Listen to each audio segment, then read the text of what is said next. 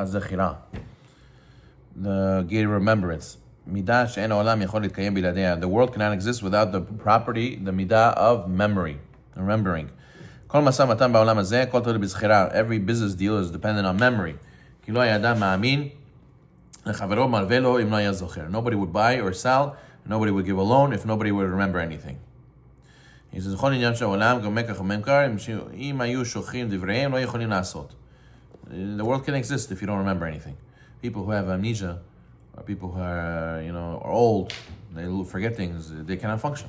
They cannot function in the world. It's very hard, very hard. We don't have to talk so much about this because everybody knows how important it is to remember. He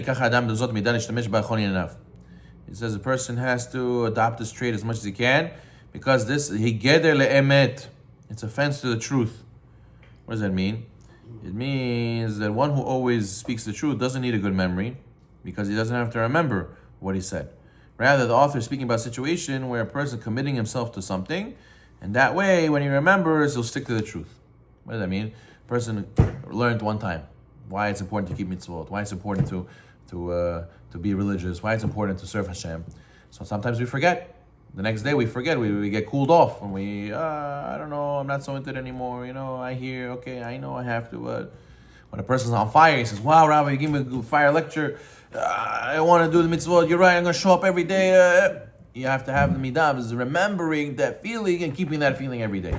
As opposed to naturally our heart forgets. So therefore, this is what he means, that it's a fence for the truth. You'll always be able to stick to the truth, because you can learn the truth one day, you'll forget it the next day, you have to remember it. He says also a person has to be careful to remember his vows, the pledges he made. He has to remember a promise he made to his friend. If his friend reminded him not to share this information, he has to remember not to share it. If he borrowed money, he has to remember to pay back the money. If he has a lot of business deals, he has to make sure not to owe anybody money or steal from anybody by not paying back. He has to remember to be an honest person. He says the worst thing, Chas Shalom, is forgetting the good favor that your friend did. And you don't repay the favor by being makir tov, by being grateful for what he did. Niyan tzedakah, obviously you have to remember all the pledges you made. You have to remember, if you witnessed something, let's say you witness a loan, you witness a kiddushin, you have to remember it. That way when they call you to Bedin about this, to question you about it, you'll remember what you saw. And Hashem reminds us, you have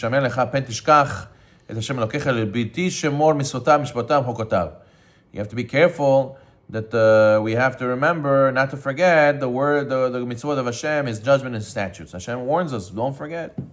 As it says, David the Melech says in Tehillim, we say it before, we say it in the tefillah before Lamnatzeach, Shaviti Hashem Nagdi, Tamid. I always have Hashem in front of me, remembering. He says, remembrance, remembering is the vessel that contains all the mitzvot. As it says in the Sisit, Uzchartem et kol mitzvot Adonai ve'asitem otam. Leman tizkiru ve'asitem et kol mitzvotai. Pasuk says, you'll remember the mitzvot, you'll see the Sisit, you'll remember all the mitzvot, and you'll be able to do them. So the main thing is remembering, right? The Hasidic masters say that Hashem sent us on mission here. And there's many mashals they give about how the mashal, like the king sent the son to a faraway village in his kingdom, that everybody there is farmers and villagers, and he threw him there in galut, like an exile on purpose, for him to figure out how to live. You gotta be mature and use your survival skills.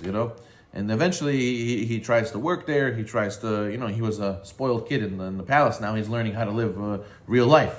So he goes and he lives there.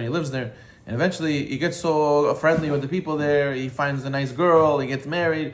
And he forgets that he's a prince. He completely forgets he just lives there like a regular villager.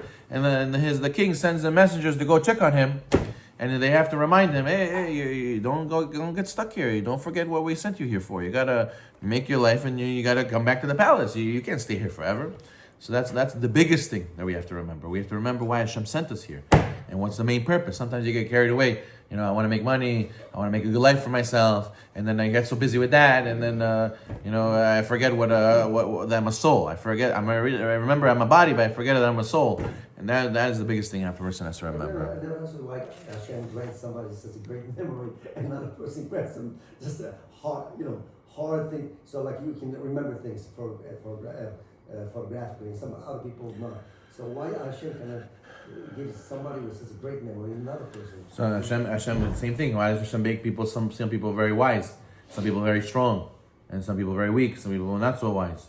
Kadosh Baruch Hu, you should know. The Gemara says that Hashem determines this before you come to the world, right? For whatever tikkun and whatever mission you have to accomplish in this world, Hashem gives you the tools for it. So for some people, they don't need such a great memory. For some people, they don't have a great memory, but they could raise their memory, right? Just like you could be weak and you could become strong. So you could be not wise, you could become wise. You could have bad memory, and then you could grow your memory. There's exercises to grow your memory also. But if a person, doesn't have such a good memory, and even if he works on it, it means that he doesn't need that tool. It's for his mission. He doesn't need such a great memory. Nonetheless, we all do need somewhat of a memory. If you don't have any memory whatsoever, I tell you 2 seconds ago something you forget, and you can't function in the world. It just means there's levels to the memory, and that's also from Shamayim. Okay, fine. So you have to remember, number one, all the kindness Hashem did for us. He brought us into existence for nothing, and He raised us, and He gave us everything we have till this day. Number two, the fact that you're healthy, you have to be grateful for, right? By Moroccans, that's the biggest thing. Rak bariut, shtabach shabulat, tabari, tabeseder, zeu. That's it. Everything else, you don't have to. You're crying, you don't have money, say Baruch Hashem, you're healthy, that's it. What do you have to cry about, right? You're hungry? No, it doesn't matter, as long as you're healthy, that's it. So what do you have to cry about, right? That's the main thing. So much so that should make you feel, you remember that, that's it. It makes you feel like $1 million. That's it. That's very important. Number three, you have to be grateful to Hashem. Remember the kindness, they gave you wisdom and knowledge. And then you have to remember Hashem is so kind, He gave us the Torah. You have to remember Hashem's mercy, that He protects us from all our enemies. You have to remember that if Hashem saw a sin, He didn't have to give us life for us. He could have killed us on the spot. We don't deserve to have mercy from Hashem that we should survive after a sin.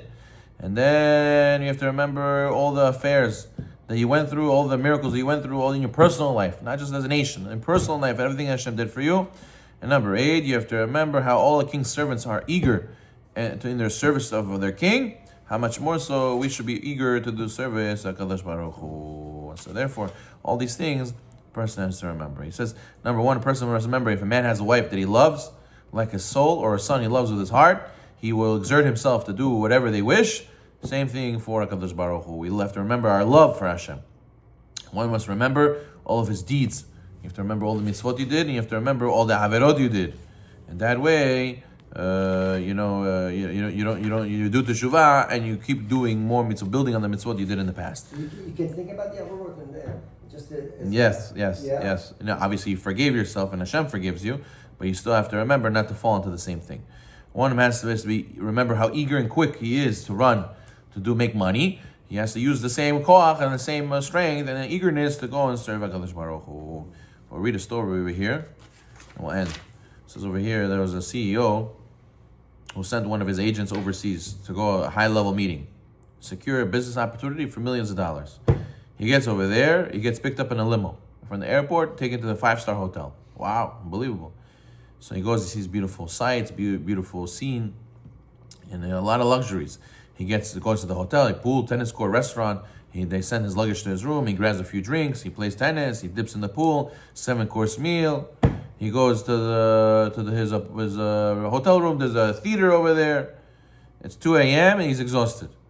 And then he goes to sleep. The alarm rings for 7 a.m. Why? Because the 8 o'clock executive meeting. He wakes up at 10. He oversleeps and orders a brunch. He watches the sports on the TV. 12 o'clock noon. It's now time for a late lunch. He goes to swim. He goes to the spa. Gets a massage. Goes to sauna.